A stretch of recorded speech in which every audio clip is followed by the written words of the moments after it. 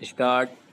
उपकुलपति महोदय, अपने सकारात्मक रूप में यह कुछ कर गुजरने की इच्छा बन जाती है। अपने काम के प्रति असंतोष ने ही लोगों को पुरानी समस्याओं के नए समाधान खोजने के लिए प्रेरित किया। इसी प्रकृति ने सामाजिक, धार्मिक, राजनीतिक सुधारकों और शिक्षाविदों को जन्म दिया है। इसी से अतीत में नए क्षेत्रों की खोज हुई। आधुनिक समय में पर्वतारोहण और ऐसे दूसरे साहसिक कार्यों में यही प्रवृत्ति मुखर हुई है।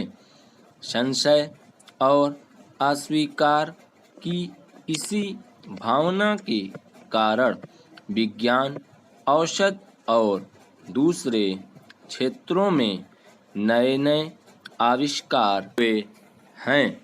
इस अपार विश्व में मानव एक क्षुद्र जीव है। उसकी उपलब्धि, कल्पना, इच्छा और उद्यम में है। वह स्वयं प्रकृति का विरोध करता है ताकि वह अपनी लघुता पर विजय पा सके। इस तरह से उसने प्रकृति की शक्तियों को अपने वश में करके अपने लाभ के लिए इस्तेमाल किया है। संचार के साधनों के विकास से दुनिया बहुत छोटी हो गई है। इसलिए मनुष्य ने अंतरिक्ष की खोज आरंभ की है। इससे यदि युवाओं में नया उभार आया है तो निरंतर होने वाले परिवर्तनों के प्रति अभ्यस्त होने की नई नई समस्याएं भी पैदा हुई हैं। जनसंपर्क के व्यापक साधनों से ज्ञान प्राप्त करना और किसी भी देश या राष्ट्र से ज्ञान और जानकारी प्राप्त करना सरल हो गया है।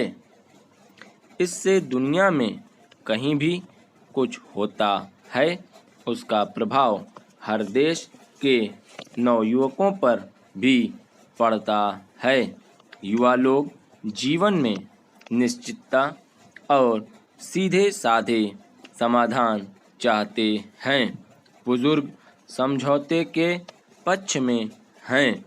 इससे दोनों का संघर्ष बढ़ता है।